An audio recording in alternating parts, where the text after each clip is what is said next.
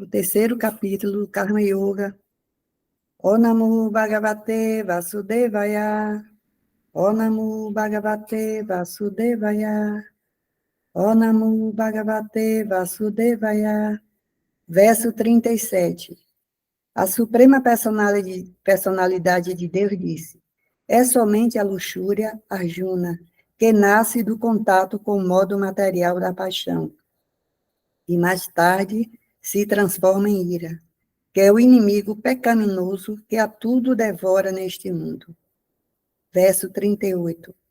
Assim como a fumaça cobre o fogo, o pó cobre o espelho, e o ventre cobre o embrião, diferentes graus de luxúria cobrem o ser vivo. Vou repetir, verso 37. A Suprema Personalidade de Deus disse: é somente a luxúria, Arjuna, que nasce do contato com o modo material da paixão e mais tarde se transforma em ira, que é o inimigo pecaminoso que a tudo devora neste mundo. Verso 38. Assim como a fumaça cobre o fogo, o pó cobre o espelho, o ventre cobre o embrião, diferentes graus de luxúria cobre o ser vivo. Hare Krishna.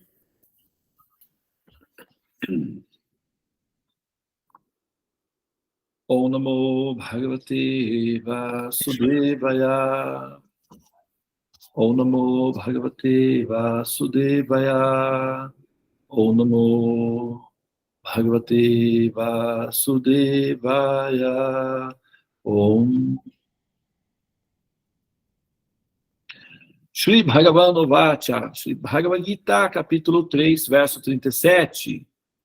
Shri Bhagavan Vacha, Kamaesha Krodaesha Raj Hogunya Samambhava, Mahashano Mahapapna, Vidi Elan Iha Vailinan, Du Menavri Atev Harhir, Yat Hadasho Malenacha, Yato Benavri Tog Harbas Tathat, Tenedan Avritan, Bhagavad Gita 3:38. É um pouco engraçado, né? Eu estou com o vídeo aqui, eu vou liberar o vídeo já, tá? Vou fazer um pequeno comentário aqui, deixa eu só me atentar para a hora, 7h03. É muito engraçado, né? Essa colocação, né, que é feita da luxúria, né? A Suprema Personalidade de Deus disse: é somente a luxúria, Arjuna, que nasce do contato com o modo material, né? E depois, assim como diferentes graus cobrem, a luxúria cobre o ser vivo. Então, no arquétipo, que é o que nós aprendemos, né, que vem, a ideia que nós temos de luxúria vem da Idade Média, tá? Antes da Idade Média, não havia muito esse conceito de luxúria relacionado ao sexo propriamente dito. Tá? Então, para nós agora, sempre que a gente pensa em luxúria, a gente já imagina, sei lá, algo assim meio esdrúxulo, né? É uma pessoa sensual se expondo ou se oferecendo, né, publicamente como objeto de desejo erótico ou símbolo sexual, qualquer coisa assim. Então, essa é a nossa referência arquétipica da questão da luxúria. Mas não é assim. A palavra luxúria, ela não é assim muito compatível com a ideia da dimensão, tá? Do conceito que justifica, porque tem pessoas que, vamos dizer assim, não têm luxúria, vamos dizer, aparentemente não têm luxúria. Tem pessoas que também, né, elas estão tão assim desanimadas com a vida que elas não têm nem interesse na luxúria, mas elas continuam sendo dominadoras. Tem pessoas que são, inclusive, até cruéis, né? Elas se tornam pessoas sem afinidade, sem impulsos eróticos ou sexuais, mas são pessoas terríveis, pessoas assim que causam muitos sofrimentos aos demais. Então, na verdade, a ideia da luxúria, e já tem pessoas que são super erotizadas, sensuais, que são amorosas, que são pessoas gentis, são pessoas compassivas. Então, se nós tivermos referências com relação ao fato do erotismo, se a gente colocar o erotismo como referência para identificar ou representar esse princípio, esse impulso que nos mantém condicionadas, iludidas na simulação, na maia, na ilusão do mundo material, a gente vai ter uma série de dificuldades aí relacionadas com as limitações do conceito ou da semântica em si. Então, uma questão de semântica, sim, mas, ao mesmo tempo, tem aí um peso estrutural que impede com que nós realmente consigamos compreender adequadamente o conceito, tá? Aqui, cama significa desejo, tá? Não necessariamente o erotismo em si. O desejo de um modo geral, tá? Então, para qualquer direção que nós apresentamos princípios de desejo, isso é, dentro da semântica do sânscrito, considerado kama, tá? E aí, você vê que é até uma descrição engraçada, né? Quanto mais a pessoa fica luxuriosa, ela fica irada, ela fica furiosa. Aí você imagina uma pessoa histérica, sabe? Aquela. Aí. O pessoal fala, porque essa daí tá precisando de arranjar um namorado, que aí ela se acalma. A pessoa está subindo irada, furiosa e destruidora. Mas não é isso, gente. Não é por aí, não é essa direção. Acontece. É verdade, isso eventualmente pode acontecer. Num caso ou outro, tem casos que é assim que acontece mesmo, né? Mas não é isso, tá? Não se limita a isso. A questão é o desejo em si. A alma condicionada, ela deseja, tá? E devido ao desejo, ela se torna, a ansiedade, o desejo dela faz com que ela queira dominar as circunstâncias para conseguir realizar os seus desejos. E esse impulso de domínio, esse impulso de controle, de ser o senhor da natureza, é o que mantém as almas aprisionadas na ilusão. Os sentimentos, o erotismo, a sensualidade são características da árvore, não são necessariamente a estrutura da árvore. A estrutura da árvore são o impulso que a alma tem de desejar. E para realizar os desejos, ela se torna, então, o protagonista, ou seja, o senhor. Ela vai lutar para ser o senhor e dominar ao máximo possível o ambiente para que os desejos dela sejam garantidos. É assim que funciona o esquema, tá? E aí a alma, nesse processo de tentar garantir o campo para que o desejo dela seja realizado, ela comete infrações. E nesse processo de infração, ela ativa o mecanismo da máquina chamado karma. Então, ela vibra aqui, o algoritmo registra essas infrações e vai, então, gerando um pacote de dados. Quando essas infrações chegam a um limite insustentável, ele é devolvido sob a forma de crédito karma para a pessoa. Então, chega na conta. E a pessoa tem que resolver isso daí. É quando ela começa a pagar a conta que ela começa a perceber que existe um mecanismo que está em andamento aí e que foge um pouco do controle dela. Mas se deve ao fato do impulso do controle em si, do desejo de dominar. Esse desejo de dominar, isso leva a pessoa à loucura. Assim, aí sim, que aí ela, né, vai para as dimensões aí que, sabe, tá todo mundo tentando dominar um ao outro, e quando a coisa fica muito assim, tensa, e junta grupos, e tem muitos recursos à disposição, aí resolve no fio da espada, ou na bala do canhão, ou sei lá, qualquer coisa assim. É o que dá. Esse desejo de controle em dimensões de conjunto acaba gerando os conflitos armados e a violência física, né? Agora, que aí é a loucura, né, a ira, a destruição total, é isso daí. Então, se a gente pegar uma guerra e voltar atrás, lá no comecinho do filme, do porquê que gerou essa guerra, você vai ver lá que ali tem o desejo de controle das almas, né, seja do território, do espaço, do poder político.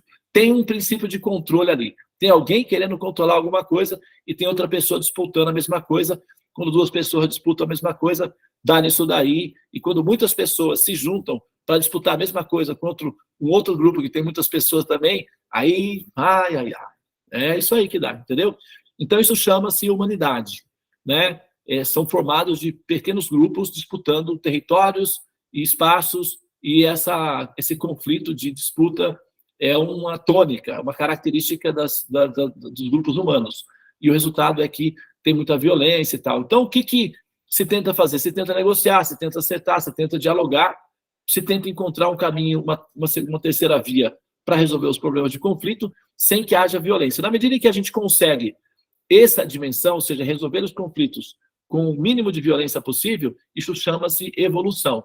E a gente pode observar aqui, na história da humanidade, na medida em que nós conseguimos resolver conflitos com o mínimo de violência possível, nós ficamos satisfeitos com a nossa performance enquanto humanidade.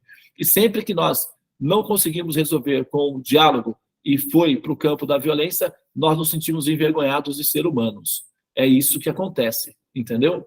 E assim a gente consegue ter uma noção de diferença de como é evolução e como não é evolução. Evolução é sempre que a gente consegue resolver os problemas de maneira consciente e pacífica. E involução é sempre que a gente parte para a violência. Então, violência e a rinça. A rinça e a rinça são os parâmetros de referência aí para evolução, tá bem? É basicamente isso daí. E por falar em evolução, nós havíamos comentado ontem, né, que tem a questão do sadhana. Esse vídeo aqui, eu já comentei ontem, mas qual a questão aqui? Só vou recontextualizar novamente para quem não ouviu a aula de ontem. A questão do sadhana, que é o horário, né, que é oferecido, que é orientado pelos shastras, que são as escrituras sagradas, as escrituras védicas, do porquê o Brahman Muhurta. Muhurta significa o lapso do tempo. O Brahman significa o absoluto, Deus, a verdade suprema. E o Brahman Muhurta acontece sempre entre 3 e 6 da manhã. Acontece o Brahman Muhurta. Sempre que você está entre 3 e 6 da manhã, isso chama-se o lapso do tempo que te conecta com Deus. Ou seja, é uma abertura no espaço por onde você pode passar e ter audiência direta com o Criador. Chama-se Brahma Muhurta. É o horário em que o escritório dele está aberto, você pode entrar para, enfim, tratar dos seus assuntos pessoais diretamente com o Criador, tá? Todos os habitantes têm acesso ao Criador, só que tem que ter um horário certo. O problema é que, na hora que está aberto o espaço, as pessoas estão dormindo, perde a hora, não consegue audiência com o Criador, não conseguem resolver os seus problemas e, eventualmente, até morrem por conta de infringirem uma lei natural e não é castigo divino do Senhor Supremo, é uma questão biológica do porquê que é tão importante a pessoa estar acordada nesse horário, do porquê que é tão perigoso ela estar dormindo, por uma questão realmente, literalmente, é um perigo para a vida permanecer dormindo nesse horário. Não é terrorismo não, tá, pessoal? Eu não estou fazendo terrorismo com vocês, não, para acordar vocês. Vocês vão ver nesse vídeo aqui, tem uma questão biológica séria que envolve esse horário aí, é um horário em que as pessoas morrem muito, tá? Então, se você quiser evitar de morrer, se você quiser driblar aí, é bom ficar atento para esse momento aí, tá? Então, eu vou soltar o vídeo, tá? Vocês vão assistir ao vídeo e depois a gente encerra aí o Gotas Védicas de hoje, tá? Então, vamos lá para o vídeo.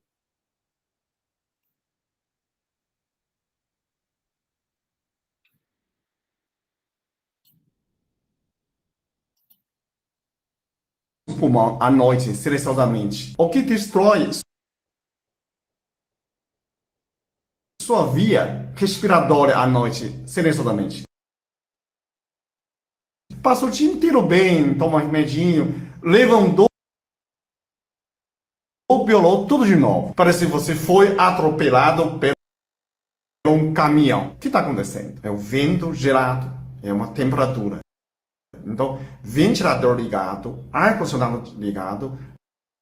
À noite, primeiro, o pulmão é mais frágil. Quem trabalha no hospital conhece. O médico, você é enfermeira, você trabalha no UTI. O que mais morre paciente de pneumonia, o problema respiratório, é entre 3 a 5 da manhã. O seu pulmão já não tem tanto gordura, não aquece. Então, qualquer friagem estraga, ele começa aqui tem um nó aqui e aqui tem um nó de nervo simpático e parasimpático. Quando esfria, ele contrai, aumenta a secreção para bloquear esse ar frio para entrar. O seu organismo já sabe, você não está respirando. Você sente preguiça, você não quer trabalhar, quer dormir mais durante o dia. Simplesmente essa vilão é a friagem. O que destrói seu pulmão à noite, silenciosamente? O que destrói sua via respiratória à noite, silenciosamente? Passa o dia inteiro bem, toma um remedinho, levantou, piolou tudo de novo. Parece que você foi atropelado por um caminhão. O que está acontecendo? É o vento gelado, é uma temperatura. Então, ventilador ligado, ar-condicionado ligado, à noite. Primeiro, o pulmão é mais frágil. Quem trabalha no hospital conhece. O médico, você é enfermeira, você trabalha no UTI. O que mais morre paciente de pneumonia, o problema respiratório, é entre 3 a 5 da manhã.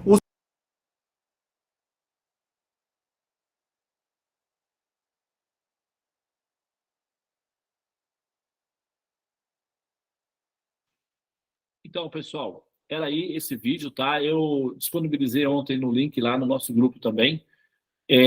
Olha assim, aqui tem a descrição, o índice, né, como foi dito aí, de mortes entre 3 e 5 da manhã. Porque o pulmão não tem gordura, tem um pouquinho só. E a gordura é que aquece. Então, durante a temperatura da Terra baixa, como eu disse ontem, né? E a pessoa, então, fica resfriada aqui. Então, isso desenvolve doenças e a pessoa morre, né? De problemas pulmonares. E o horário em que as pessoas costumam morrer, entre 3 e 5 da manhã. É justamente o horário que é o Brahma Muhurta. Então, por que que o Senhor Supremo escolheu esse horário para ser o horário dele? Porque ele é um perturbador da paz e do sossego das pessoas, né? Ele não tem o que fazer e fica acordando a gente que está descansando nesse horário. Então, sabe, ele podia ter alguma coisa, sabe, encontrar alguma coisa melhor para fazer, né? Mas não, tem que vir perturbar, tem que começar justamente no horário que é o horário de dormir, que tem que ser isso daí. Mas, pelo amor de Deus, que coisa, hein? Não é, gente, ele escolheu esse horário que é para salvar a nossa vida. Ele já sabe, ó, a Terra vai esfriar. A garotada está dormindo. Vai acontecer o quê? Vai acabar morrendo. Então, antes que eles morram, deixa eu acordá-los, porque quando eles acordam, vão começar a se mover, vão começar a agir, e vai esquentar o corpo e vai ficar bonzinho para eles. Então, eu vou escolher esse horário estrategicamente para acordá-los. Eu vou colocar o sol para vir nesse horário, justamente no horário em que o soninho está mais profundo e que é justamente o horário em que eles vão morrer. Então, para que eles não morram, eu vou colocar o sol nesse horário. Então, não é, sabe, assim, intransigência da parte de Deus colocar o sol para despertar a gente nesse horário, viu, gente? É uma questão de preocupação humana, é uma questão de amor mesmo, de compaixão, de cuidado pessoal para conosco, tá? Não é que é só, assim, perturbação, não, tá bom? Então, vamos acordar, porque isso é bom para a saúde e pode proteger você nesse horário, ó, entre 3 e 5 da manhã, viu? Fica atento, tá?